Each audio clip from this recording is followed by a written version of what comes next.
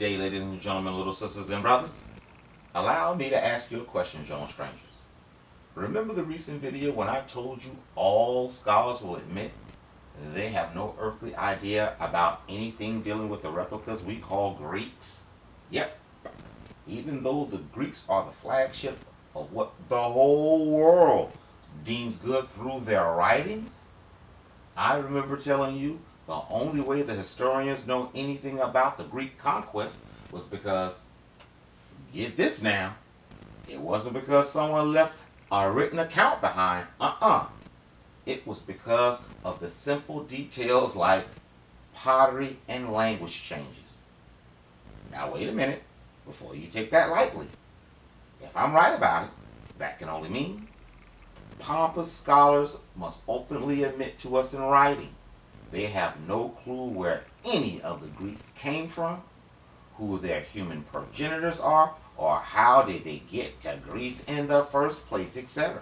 Heck, as soon as you will soon hear, their desperation for anything concrete is going to get so bad, atheist academics, yes, atheist academics, will break all taboos and even suggest that maybe, just maybe, the Greek mythology is correct.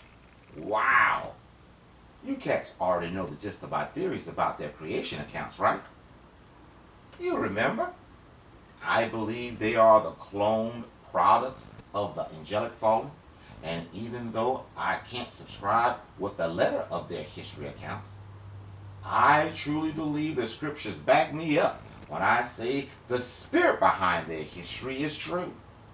See, the way little Miss Ida and I figure, if you simply take the information that they ignorantly give us with the perception, 1.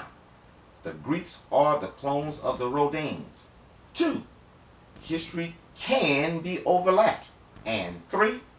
The Greek languages were intermingled within the 90 cities on the islands of Crete.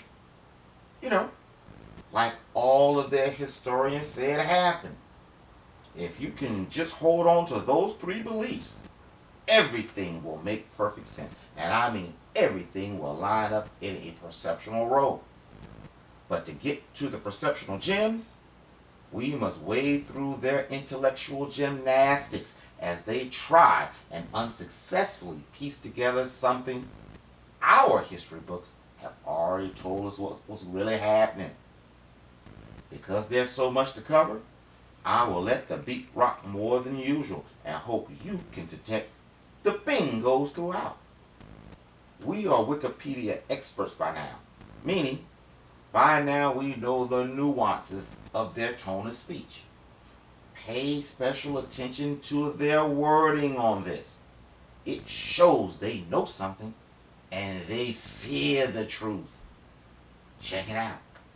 According to Wikipedia under Dorian invasion, Dorian invasion, quote, the Dorian invasion is a concept devised by historians of ancient Greece to explain the replacement of pre-classical dialects and traditions in southern Greece by the ones that prevailed in classical Greece. Greek legend asserts that the Dorians took possession of the Peloponnesus in an event called the, get this now, Return of the Herculeans. Stop.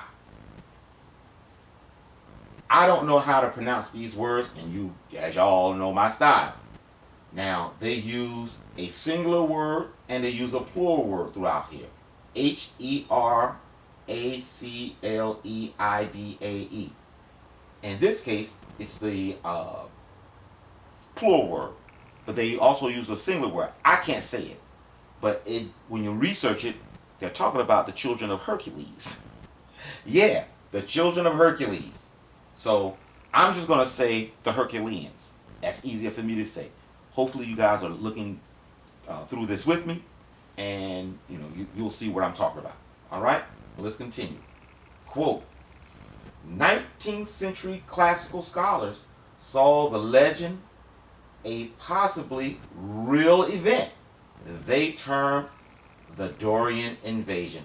I'm going to go back and read that all again so you can hear just how stunning this is, what they just said. Start here. Greek legend asserts that the Dorians took possession of the Peloponnesus in an event called the Return of the Herculeans. 19th century classical scholars saw in the legend a possibly real event they termed the Dorian invasion. Stop, bingo. So as you can see, the bewilderment of this faction of the Greeks is so strong.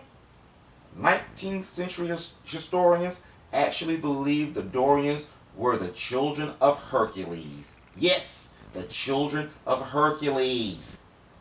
And as we will read later, modern accredited historians have been pushed into a corner to say the exact same thing. Let's continue for more clues of their bewilderment and why they believe the Dorians were the children of Hercules.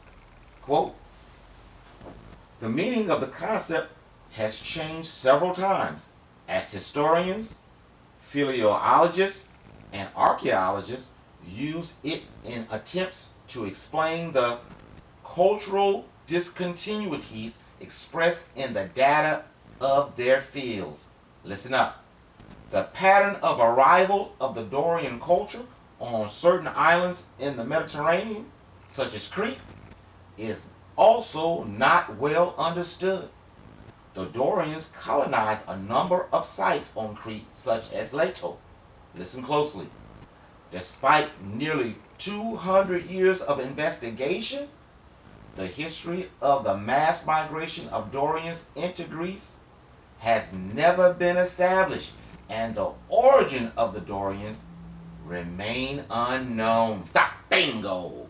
Like I said in the intro, the information they give us fits perfectly with our scripture understanding.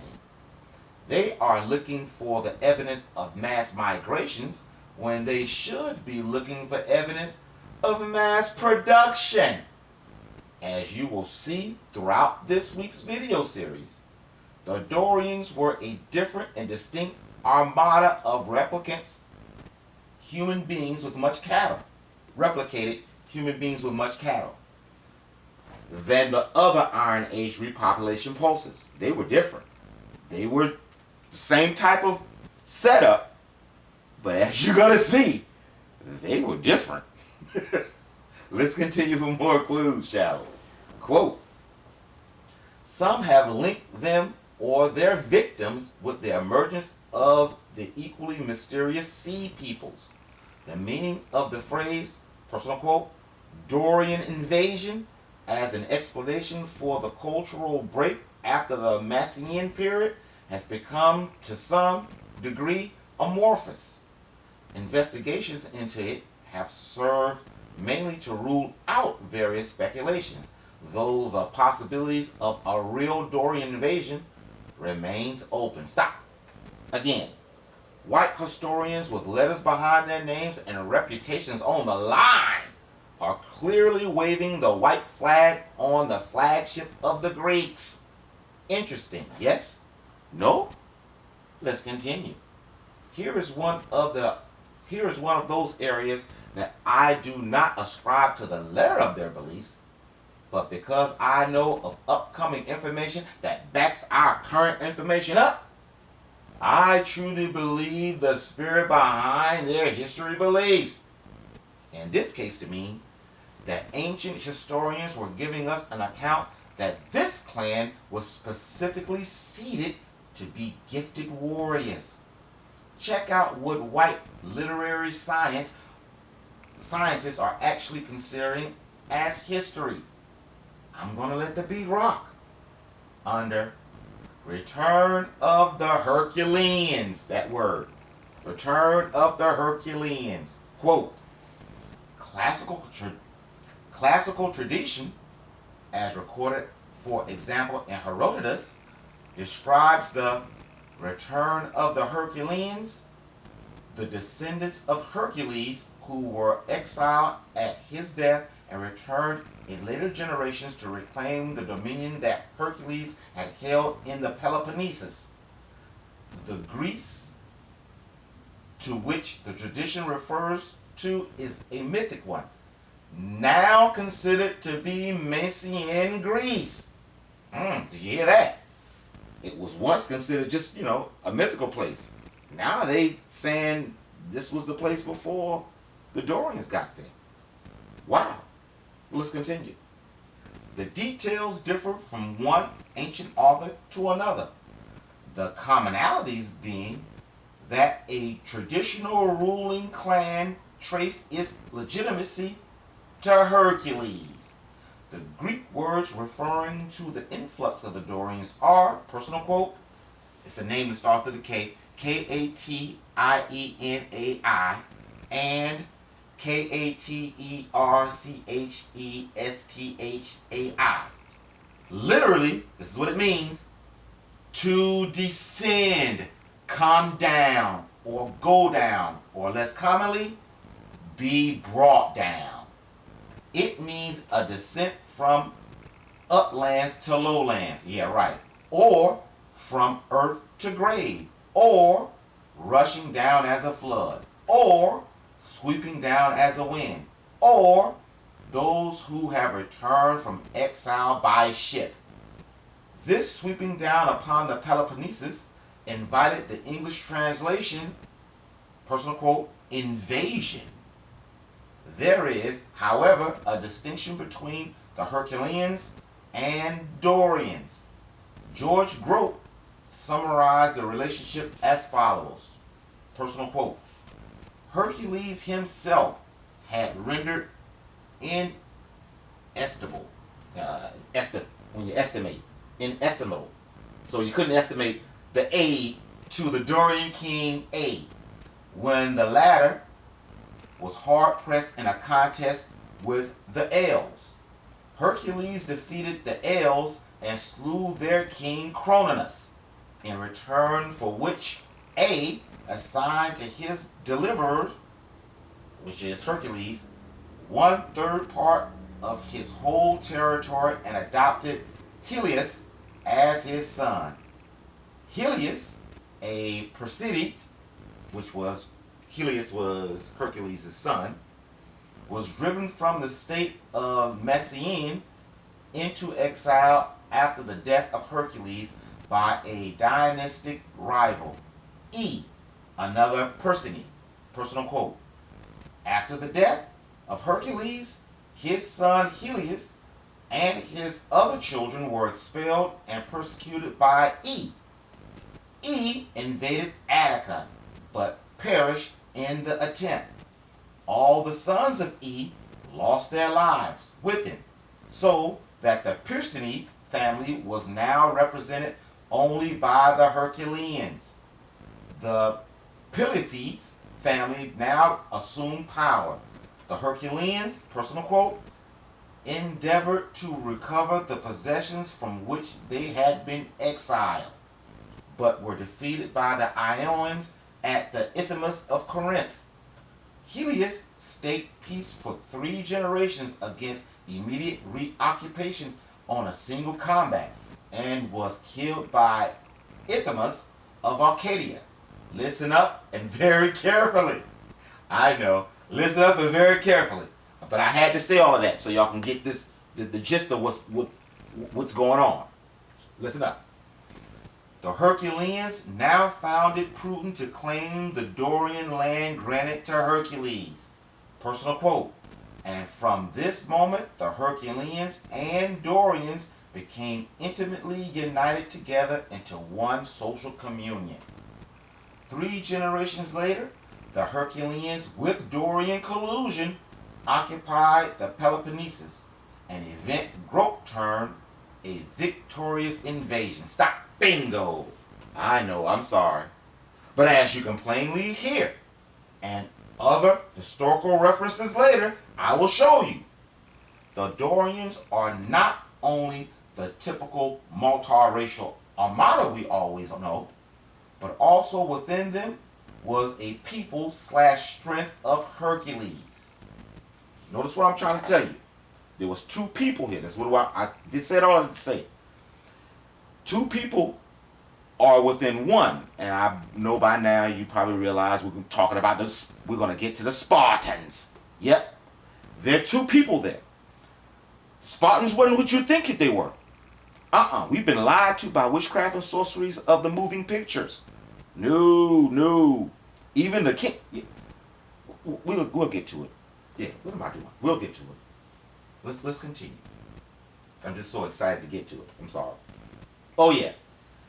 And just like their angelic, oh yeah. Listen to this.